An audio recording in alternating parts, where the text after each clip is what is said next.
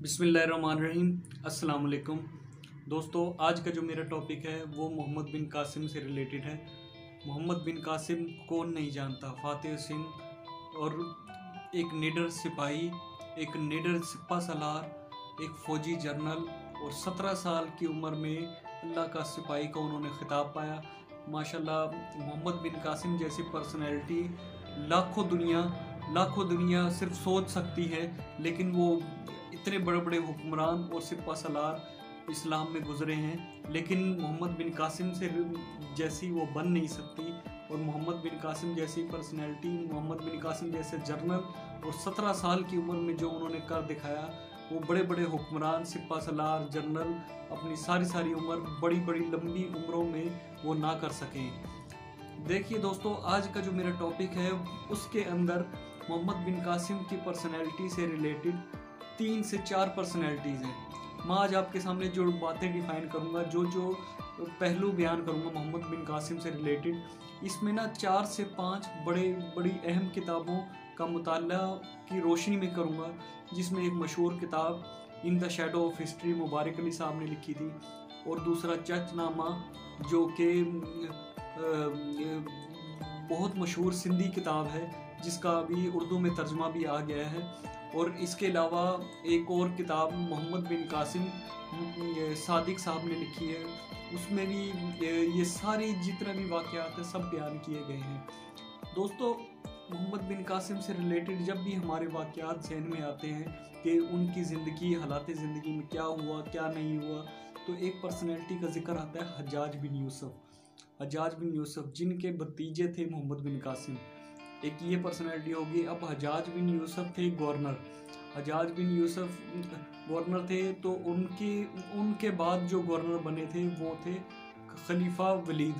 फिर जो उनके बाद जो बने थे वो थे खलीफा सुलेमान के दौर में मोहम्मद बिन कासिम का इंतकाल हुआ था। तो इसके अलावा अब जो मोहम्मद बिन कासिम से रिलेटेड सबसे जो अहम बात वो ये कि मोहम्मद बिन कासिम ने किया क्या था। मोहम्मद बिन कासिम ने 712 में सिंध फतह किया था। हर छोटे बड़े को इस बात का इल्म है, लेकिन जो हिस्ट्री है वो मौरखों ने अपने अपने अंदाज से लिखी है। किसी ने उनके हक में लिखी है, किसी ने, और आजकल तो मीडिया पे बड़ी बातें चल रही है। कोई मोहम्मद बिन कासिम को हक पर कह रहा है, कोई राजा दाहिर को कह रहा है। कुछ लोग ये बातें उठा रहे हैं कि राजा दाहिर को हिंदू बोल के सिर्फ उसको ये गलत समझा जा रहा है, हालांकि राजा दाहिर सिंध के लिए सही था।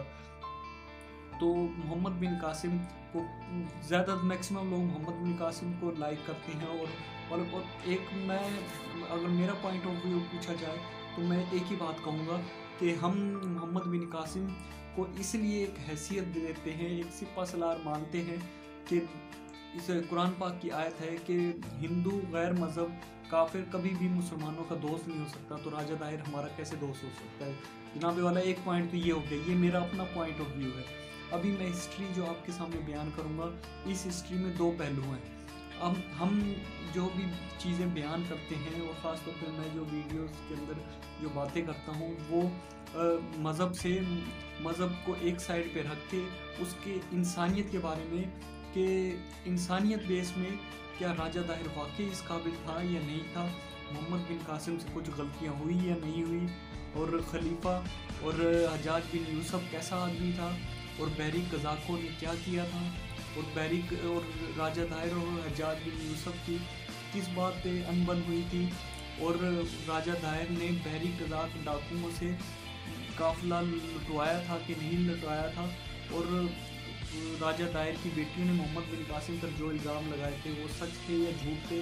ये सारी बातें मैं आपके सामने बयान करूंगा और हकीकत बिल्कुल खोल के रखूंगा, ताकि आप ये फ़ैसला कर सकें तो कि इसमें मैं आपके सामने सही बयान कर रहा हूँ या मैं आपके सामने जो बातें बयान कर रहा हूँ, मैं अपनी तरफ से पूरी कोशिश करूँगा कि मैं ईमानदारी से बयान करूँ, ताकि आप सही और गलत में खुद फ़ैसला कर लें।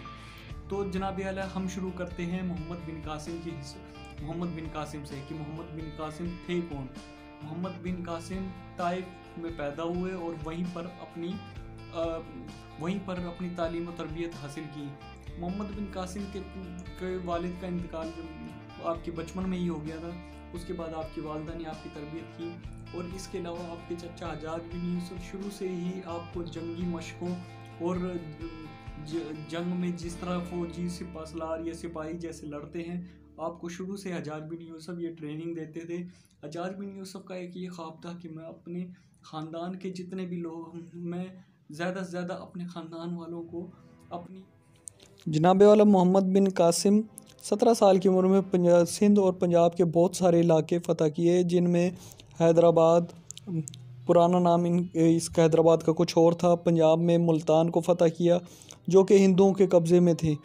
अच्छा जनाब वाला, राजा दाहिर से जो जंग की वजह सिर्फ एक ही वजह नहीं थी। राजा दाहिर गैर मुनसिफाना पॉलिसियों की वजह से भी हज्जाज बिन यूसुफ ने सिंध पर हमला करवाया था, जिसकी बहुत सारी एग्जाम्पल और मुख्तलिफ मौरख़ों ने इसके बारे में लिखा भी है।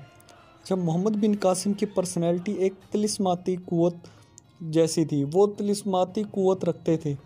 17 साल की उम्र में एक अजीम जंगजू बन चुके थे और आपकी फ़ौज की भाग दौड़ बहुत ही मतलब कि कायदाना सलाहियत बहुत बेहतरीन थी, जो पाक और हिंद के बहुत सारे हुक्मरान भी आपके जैसे ना बन सके।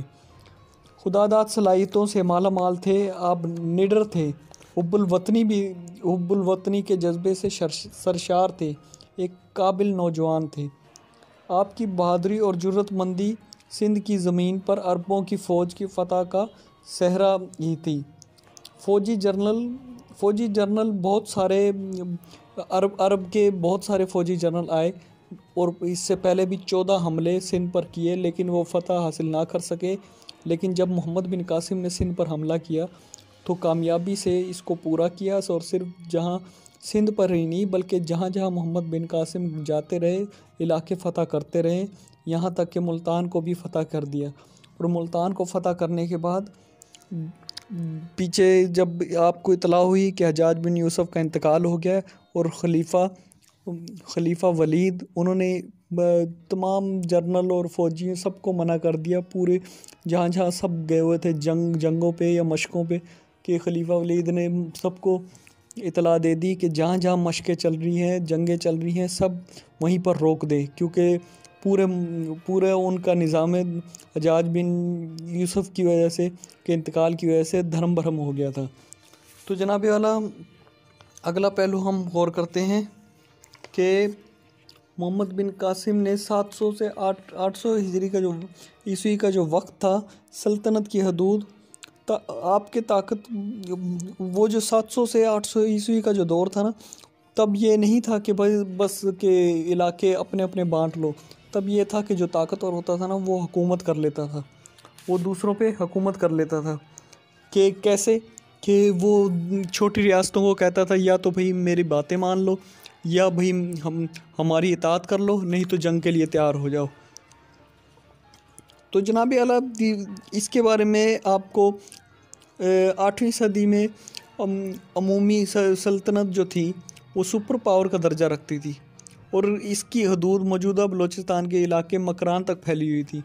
मकरान वो इलाका है जहाँ से सिंध की सल्तनत शुरू होती है, और उम्मियों के पास ताकतवर फ़ौज थी, वो कुछ भी कर सकती थी, मतलब कहीं पर भी हमला कर सकती थी।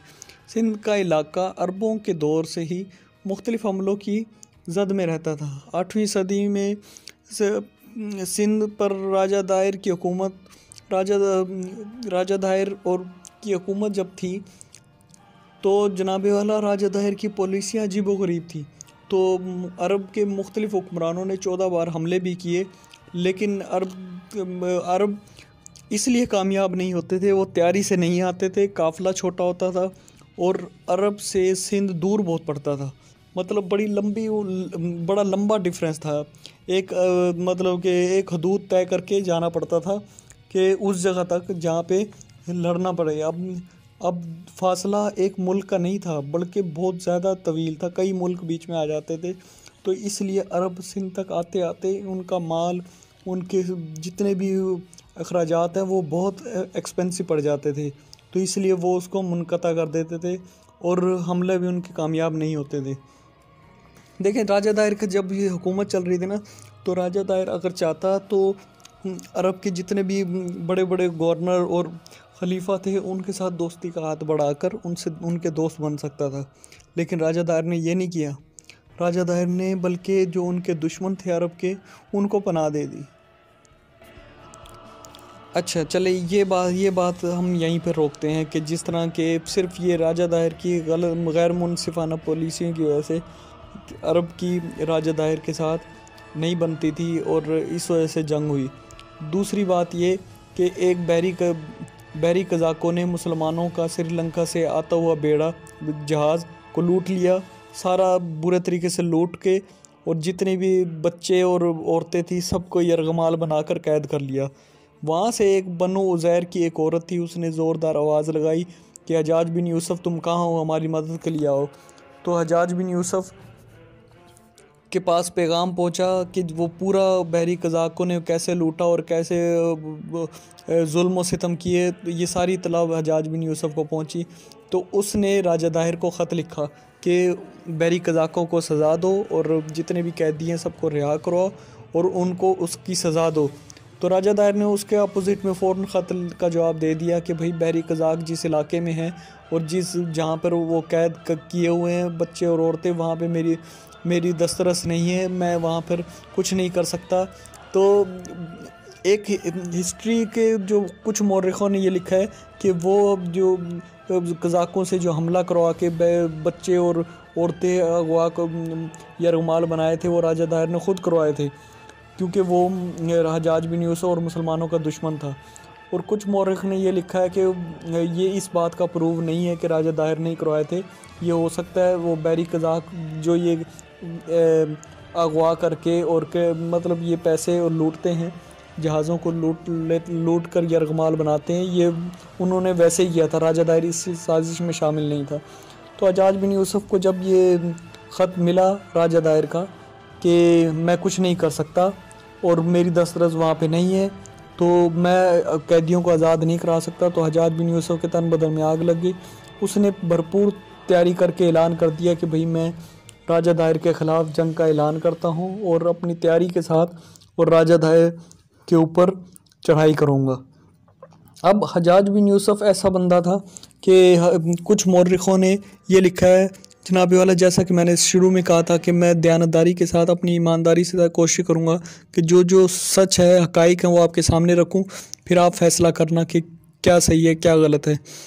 तो कुछ मौरख़ों ने हजाज बिन यूसुफ के बारे में भी गलत लिखा हुआ है कि हजाज बिन यूसुफ इतना रहम दिल नहीं था कि वो बस औरतों की पुकार पर उसने इतना बड़ा कदम उठाया कि अरब से इतने, जहाँ पर 14 बार अरब से हुक्मरान आकर, सिपा सलार आकर, वो जर्नल आकर सिंध पे वो जंग की और उसके बाद हार के और वापस चले गए, और इन्होंने फिर हजाज बिन यूसुफ ने ये कदम उठाया कि अब मैं फिर 15वीं बार सिंध पर हमला करके राजा दाहिर को हराऊंगा, कि इसमें ज़रूर इसमें हजाज बिन यूसुफ की कोई चाल और कोई लालच ज़रूर शामिल होगा, क्योंकि ये भी सुनने में आया था कि 700 से ज़्यादा मुसलमानों का खून भी किया है राजा हजाज बिन यूसुफ ने, और इसके अलावा खाना काबा की तरफ भी हमला किया था।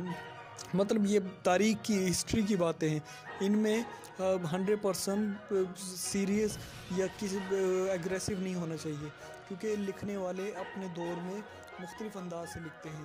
बस हमें सुनना चाहिए और समझना चाहिए और निशानियों से पहचानना चाहिए, सही कौन कह सकता है। तो जनाब आला जी, तो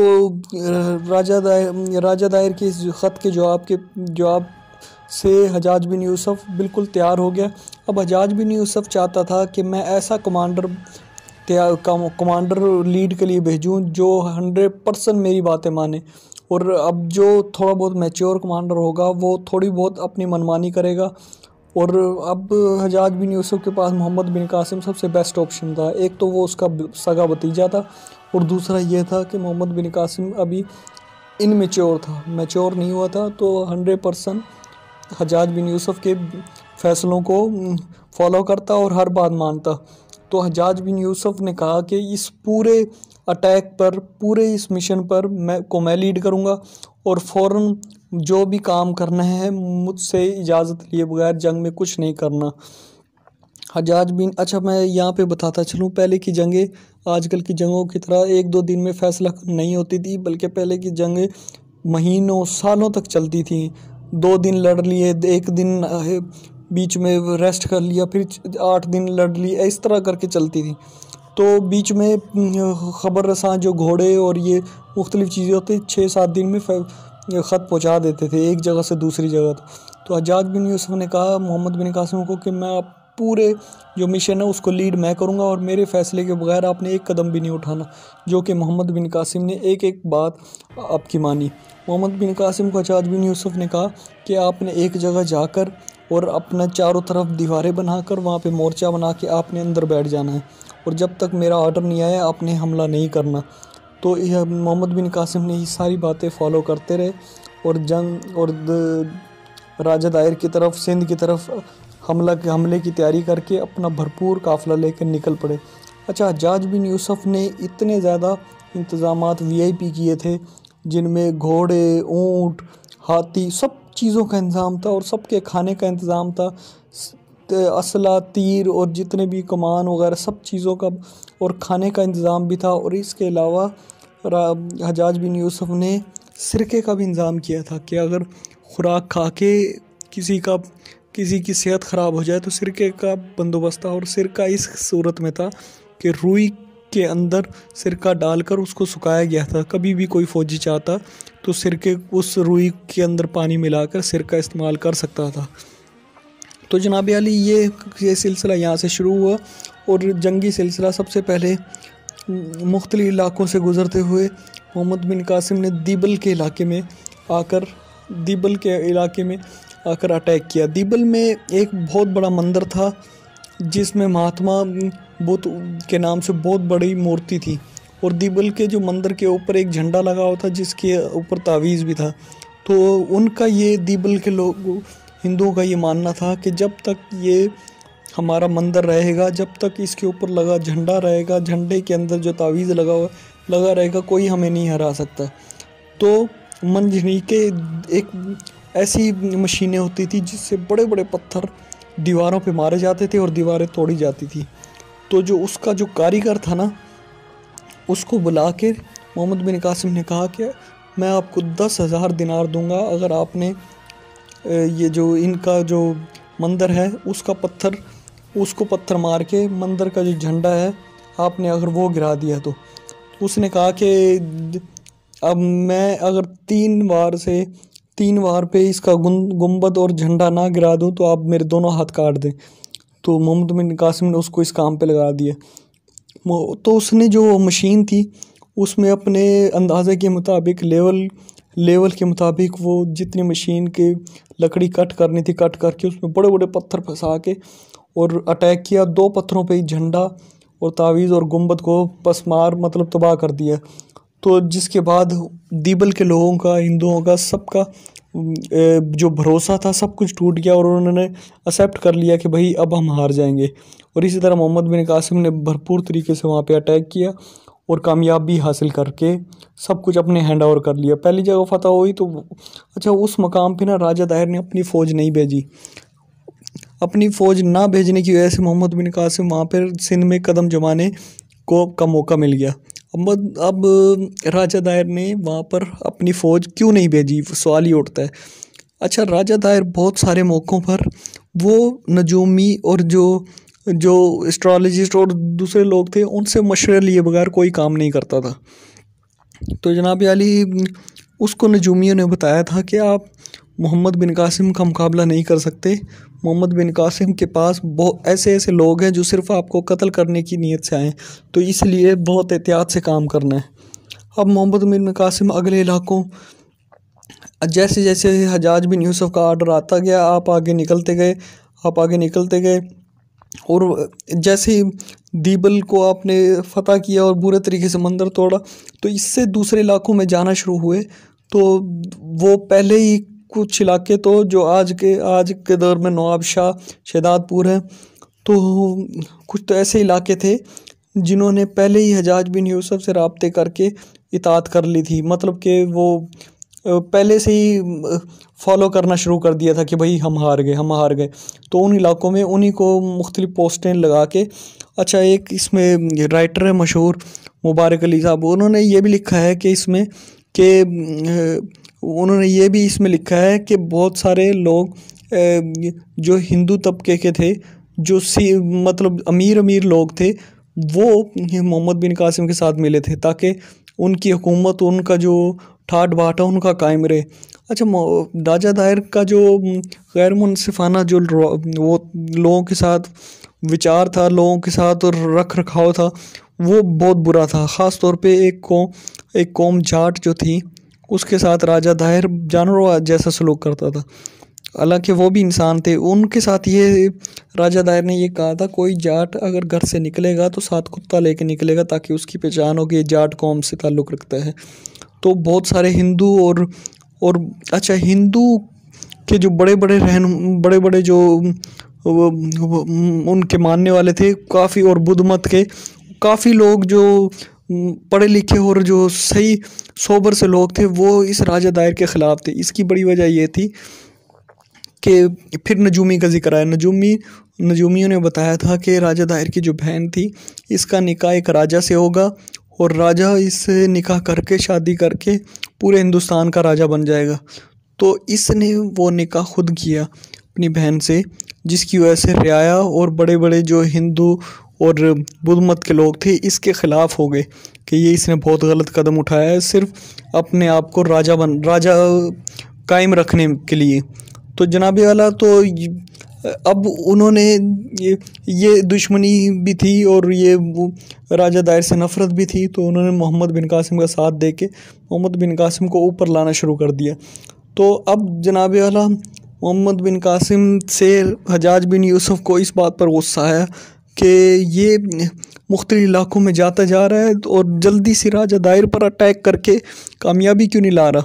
अच्छा, यहाँ पर मैं एक बात बताता चलूँ कि हज्जाज बिन यूसुफ़ ने बहुत बड़ी तादाद में पैसा और ये जितना भी अखराजात थे, जितने भी 30,000 दिनार तो सिर्फ साथ देकर भेजा था कि जंगी सामान हर चीज़ पूरी करके 30,000 दिनार इसलिए दिए थे कि किसी और चीज़ की भी ज़रूरत पड़ जाए तो तुम लोग रास्ते में इस्तेमाल कर लेना। हज्जाज बिन यूसुफ़ ने जो काफ़िला भेजा था सिंध पर राजा दाहिर पर हमला करने के लिए, तो अब वहाँ पे ये सब अखराजात बर्दाश्त करने के लिए वहाँ की हुकूमत हज्जाज बिन यूसुफ़ के ख़िलाफ़ थी कि हम इतने रकम आपको, इतने अखराजात कैसे दें। तो उसने वादा किया था कि ये सारे मैं सूद समेत बल्कि 3 गुना आपको वापस कर दूंगा, ये जितनी भी चीज़ें हैं आपको 3 गुना करके वापस दूंगा।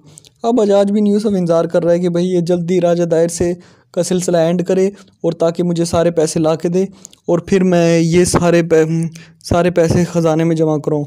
तो मोहम्मद बिन कासिम को राजा हज्जाज बिन यूसुफ़ ने सख्त आर्डर भेजा कि अब जितनी जल्दी हो सकते हैं राजा दाहिर को ख़त्म करके कहानी निपटाओ और जल्दी वापसी का वो करो। अब जनाबी वाला मोहम्मद बिन कासिम एक साइड पे दरिया के और दूसरी साइड पे राजा दाहिर अपने मोर्चे बना कर अपनी फ़ौज के साथ बैठा हुआ। तो जनाबी वाला जंग का आगाज़ हुआ। अब एक बड़ा सा सफ़ेद हाथी, उसके ऊपर राजा दाहिर बैठा और जिसके चारों तरफ ऐसा पिंजरा लगा हुआ था लोहे का, और उसके अंदर 2 कनीज़ें दी, जो एक कनीज़ राजा दाहिर को पान लगा के देती और दूसरी तीर उठा के देती। राजा दाहिर को बेहतरीन सा तीर बहुत सारे दिए हुए थे और एक हथियार दिया हुआ था जिससे वो किसी के भी सर पे मारता और उसकी खोपड़ी उड़ा देता, मतलब खंजर नुमा थी। तो जनाबी वाला जंग का आगाज़ हुआ और रात के टाइम पे मोहम्मद बिन कासिम दरिया की इस साइड पे कश्तियाँ लगा के दूसरी साइड पे आ गया। दूसरी साइड पे जैसे ही आया तो जनाबी वाला जंग का आगाज़ हो गया। दोनों ग्रुपों में भरपूर जंगों का आगाज़ हुआ और इतनी सख्त जंग का आगाज़ हुआ जनाबी वाला कि कहते हैं कि तलवार जब तलवार से लग रही थी तो चिंगारियाँ निकल रही थी। तलवार जब तलवार से लग रही थी तो चिंगारियाँ निकल रही थी और कई तलवारें टूट भी गई थी। तो उसके बाद इतनी बुरे तरीके से झड़प हो रही थी कि हाथापाई मुक्के घूंसे तक बात आ गई और राजा दाहिर इस जंग में भरपूर तरीके से लड़ भी रहा था। वो अंदर से तीर उठाता और अरब के जो जंगजू थे उनके ऊपर अटैक करता। एक जंगजू राजा दायर की हाथी के करीब आ गया तो राजा दायर ने उसको वही जो हथियार था उसको घुमाकर उसकी तरफ फेंका और उसकी खोपड़ी उड़ा दी। तो जैसे ही राजा दायर की तेज़ी और इसको देखते हुए सब जो मुसलमान थे वो घबराना शुरू हो गए कि यार ये तो हमारे ऊपर भारी हो रहे हैं। तो मोहम्मद बिन कासिम ने वहाँ पे तकरीर की कि कहा कि मैं तुम्हारा सिपा सलार जनरल हूँ, मैं नहीं घबरा रहा तो तुम क्यों घबरा रहे हो, भरपूर तरीके से इस पर अटैक करो। ये कहते कहते मोहम्मद बिन कासिम ने अपने कुछ जनरलों को ऑर्डर दिया कि इसके हाथी पर आग के तीर बरसाओ। तो आग के तीर जैसे बरसाए तो एक तीर सीधा ना पिंजरे के अंदर, जहाँ पे जो बड़ा सा पिंजरा ऊपर रखा हुआ था जिसके अंदर राजा दायर और 2 कनीज़ें थी, तो अंदर जो कपड़ा था और पिंजरे के अंदर बैठने का वो उसके अंदर आग लगी। तो आग लगी तो हाथी के जिस्म पर भी आग लगी। हाथी फ़ौरन पानी की तरफ भागा और दोबारा पानी के अंदर जाकर बैठ गया। पानी के अंदर जाके बैठा तो मुश्किलों से वो आग बुझी। तब वो खड़ा होकर जब बाहर आया तो तीरों की बारिश दोबारा कर दी मुसलमानों ने, बड़े जर्नलों ने, और मोहम्मद बिन कासिम ने शदीद तीरों की जब बारिश करवाई तो एक तीर सीधा जाके राजा दायर के सीने पे लगा। जब राजा दायर को मरते हुए देखा तो राजा दायर की जितनी भी सिपा सलार और जंगजू थे उनके हौसले पस्त हो गए। उन्होंने कहा बस अब हम मर जाएंगे। तो इसी तरह देखें जंग वहाँ पे बिल्कुल क्लोज़ नहीं हुई, जंग वहाँ पे चल रही थी। तो अब राजा दाहिर के मरने से ये हो गया कि जितना भी वो एडवांटेज था, जितने भी ये हिंदू और ये सारे थे उसके सिपा सलार थे, वो सब भाग के ना किले के अंदर चले गए। किले के अंदर रानी भी थी, रानी वही वाली रानी जो राजा दाहिर की बहन थी जिससे निकाह किया था राजा दाहिर ने, तो मतलब शादी की थी। तो अब वो बहन ने देखा कि सब मुसलमान किले के अंदर दाखिल होना शुरू हो गए और अरब ने कब्ज़ा कर लिया हमारे मुल्क पर भी, हमारी जगह पर भी, हमारा पूरा एरिया घेर लिया। तो उसने अपनी मुख्तलिफ़ कनीज़ों को और दूसरी जितनी भी औरतें थी सबको लेके सब अपने आप को जिस्म को आग लगा ली। तो रानी ने और दूसरी ने अब पूरा घर बर्बाद हो गया। राजा दायर भी चला गया, राजा दायर का बेटा भी भाग गया, रानी भी ने भी सब आग लगा ली। तो ये पूरा कब्ज़ा मोहम्मद बिन कासिम का हो गया। अब 3 से इतने में अब उस मोहम्मद बिन कासिम ने सिंध की भागदौड़ संभाल ली। अब 2-3 साल का अरसा वहाँ पर भागदौड़ संभाल के काम वगैरह चलते रहे। इतने में कुछ अरसे बाद हजाज बिन यूसुफ का इंतकाल हो गया। हजाज बिन यूसुफ का इंतकाल हुआ तो वो खलीफा वलीद का पैगाम आ गया कि भाई सारी जंगें मशक़ें रोक दी जाएं, नहीं तो मोहम्मद बिन कासिम मुल्तान से आगे भी मुख्तलिफ़ जगहों पे जाता। और मोहम्मद बिन कासिम का ये ख्वाब था कि मैं जो इलाके फ़तह नहीं है सबको फ़तह करूं। तो खलीफा वलीद का पैगाम आया। तो अब यहाँ पर ना बहुत सारी हिस्ट्री है कि खलीफा वलीद को जो पैगाम पहुँचा के राजा दायर की बेटियों ने मोहम्मद बिन कासिम को मरवाया था। मोहम्मद बिन कासिम को एक खाल के अंदर पहना कर और उसके अंदर दम घोट के मारा था। ये सारी फेक हिस्ट्री है, ये ऐसे लोगों ने लिखी है जो इस्लाम दुश्मन है। तो क्योंकि वो कहते हैं कि खलीफा वलीद ने ऐसे मरवा दिया वो, कि मोहम्मद बिन कासिम की जब वफ़ात हुई तो खलीफा वलीद का दौर ही नहीं था। खलीफा वलीद तो ख़ुद इंतकाल कर चुके थे। दौर था सुलेमान का जो उस वलीद के बाद बना था, मतलब उसका भाई था। तो अब वो हजाज बिन यूसुफ से दुश्मनी निकालने के लिए हजाज बिन यूसुफ के ख़ानदान के जितने भी लोग सिपा सलार और जितने भी अफसर और जर्नल थे उन सबको उसने गिरफ़्तार किया। मोहम्मद बिन कासिम को सिंध से गिरफ़्तार करके बेड़ियों में बेदर्दी से लेकर गए, इनको जेल के अंदर डाल दिया। उसके कुछ अरसे बाद मोहम्मद बिन कासिम का इंतकाल हुआ। मोहम्मद बिन कासिम ने इंतकाल के वक्त ये शेर कह दिया था कि तुम जानते नहीं हो कि तुमने किस सिपा सलार, किस जंगजू को, किस अजीम कायद को खो दिया है। अगर तुम चाहते तुमने उसको खो दिया है जो फ़ौजी सरहदों पर खड़ा होकर अपने मुल्क की हिफाजत कर सकता था और बहुत कुछ कर सकता था। ये मोहम्मद बिन कासिम के अपने अल्फाज थे। अच्छा जनाब वाली, यहाँ पे ये भी एक रवायत है, मुख्तलिफ़ किताबों में ये भी कहा गया है, जो अब देखें मौर्रिख को हम कुछ नहीं कह सकते, वो अपने अपने तौर पे सब वो लिखते हैं कि राजा दायर की बेटियों ने इल्ज़ाम लगाया था तो उसकी वजह से ये हुआ। तो ये बिल्कुल गलत है, इसे साबित नहीं है। और ये मुख्तलिफ़ चीज़ों से हम देखें तो ये साबित नहीं होती। और मैं ख़ुद, मेरा पॉइंट ऑफ व्यू राजा दाहिर से इसलिए अपोज़िट है कि राजा दाहिर ने अपनी बहन से शादी की। ये किसी भी मज़हब में बहन भाई की शादी अलाउ नहीं है, तो ये बिल्कुल गलत काम है। तो इसके लिए मैं राजा दाहिर को मोहम्मद बिन कासिम से किसी किस्म का मतलब ये नहीं समझता। बराबर क्या समझना, मोहम्मद बिन कासिम के करीब तर भी नहीं था। मोहम्मद बिन कासिम एक पर्सनैलिटी थी, मुसलमानों के लिए लड़े और मुसलमानों के लिए हिंदू इलाके फ़तह करके मुसलमान, जो आज तक बाबुल इस्लाम कहलाता है सिंध, मोहम्मद बिन कासिम की वजह से सिंध फ़तह हुआ। और सिंध का नाम आते ही सबसे पहला नाम मोहम्मद बिन कासिम का आता है। अल्लाह ताला ने इस नाम को इतनी इज़्ज़त दी है, तो ये राजा दाहिर के बराबर तो क्या होगा। राजा दाहिर तो मोहम्मद बिन कासिम की जूती के बराबर नहीं है अगर हम देखें, इसलिए कि राजा दाहिर हिंदू था। और दूसरा, उसने हर मज़हब, हर कौम के लोगों के दिल तोड़े। उसके दौर में, जो राजा दाहिर के दौर में, हिंदू, ईसाई और जितने भी बुद्ध मत और जितने भी मज़हब थे सब उसके ख़िलाफ़ हो गए थे। और जब राजा दाहिर पर हमला हुआ तो सब मोहम्मद बिन कासिम की साइड पे इसलिए हो गए थे कि जो अपने किसी भी मज़हब का नहीं है, जो बहन से शादी कर सकता है, तो ये ये कुछ भी कर सकता है, तो मतलब इसका कोई दीन ईमान नहीं है। मतलब सब उससे नफ़रत करने लग गए थे। और आज के दौर में ये बहस छिड़ गई कि मोहम्मद बिन कासिम सही है या राजा दाहिर सही है। तो फिर तो ये बात सही है कि भाई हम भी जो सही तरह मोहम्मद बिन कासिम के साथ हैं वो ये बोल सकते हैं कि सही है। हिंदू के साथ हम क्यों हैं, हम मुसलमान के साथ हैं। तो जनाब आला, मेरे ख्याल से जो मैं बोलना चाह रहा हूँ आप वो बात समझ गए होंगे। तो इंशाल्लाह अब मेरी अगली वीडियो भी, अब मैं कोशिश करूँगा कि अगली वीडियो भी कोई ऐसे पर्सनैलिटी से रिलेटेड हो जो हमें मोटिवेट करे कि हमने अपने इलाके, अपने मुल्क, अपने से मोहब्बत करनी है, हुब्बुल वतनी करनी है और अपने लोगों को सही राह पे लाना है। और मेरी सारी वीडियो मैं कोशिश करता हूँ कि किसी न किसी अच्छे टॉपिक पर हों, किसी न किसी आपके माइंड को मोटिवेट करें। अब हमारे असल हीरो यही है।